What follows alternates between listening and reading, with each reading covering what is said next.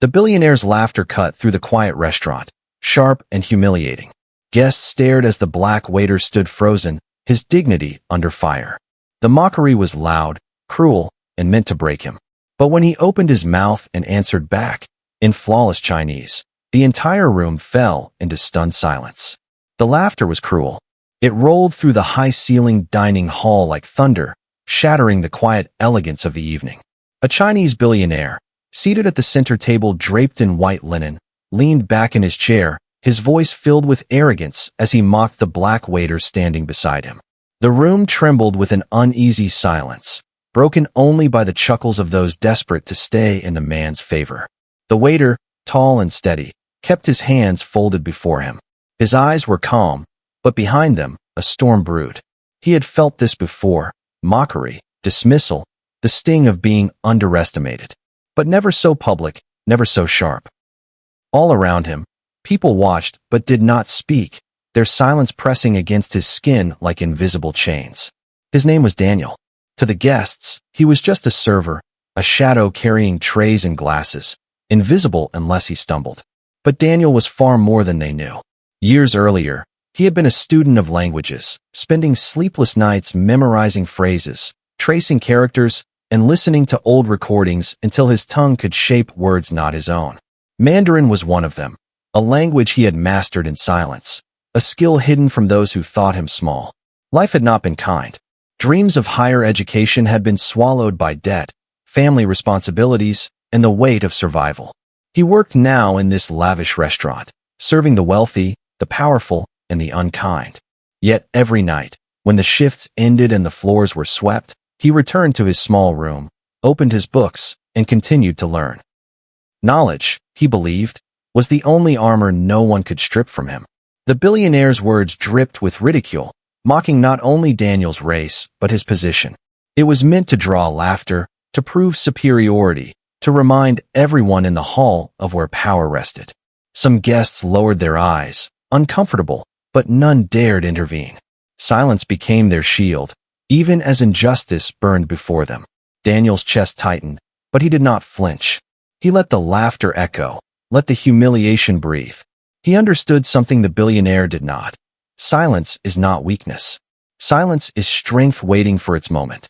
When Daniel finally spoke, his voice was steady, calm, and piercing. He looked directly at the man who mocked him, and in flawless Mandarin, he replied. The words were simple, yet each syllable carried the weight of years of struggle and hidden discipline. The room stilled. Chopsticks hovered midair, glasses stopped at lips. For a heartbeat, no one breathed. The billionaire's smile faltered. His eyes widened, disbelief breaking across his face. The waiter he mocked had answered him in his own tongue, and not clumsily, not awkwardly, but with precision and grace. The arrogance drained from him like water slipping from cracked stone. Around the hall, whispers erupted, growing louder with each passing second. Guests leaned forward, some in awe, others in shame for their silence. What they had witnessed was not just a reply, it was a revelation. Daniel's words carried a quiet power. Respect is not a gift you give to the powerful. It is the dignity every human deserves. It was not shouted. It did not need to be.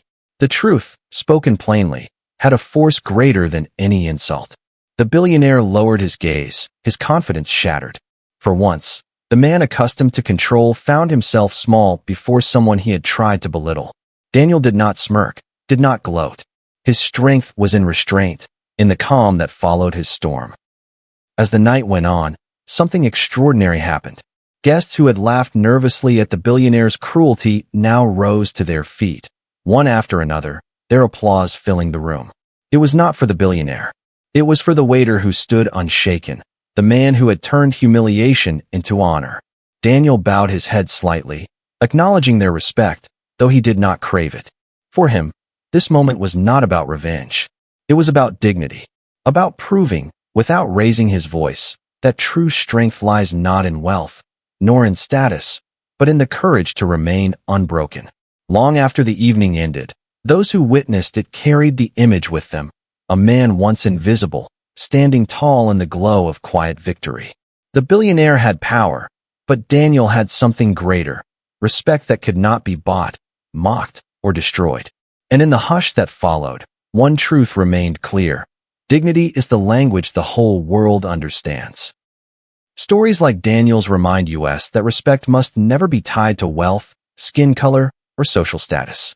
True power comes not from mocking others, but from honoring them. If this story moved you, share it with someone who believes in silent strength. Comment where you're watching from, and tell us what respect means to you. And don't forget to subscribe for more stories that celebrate dignity, courage, and the unseen battles fought every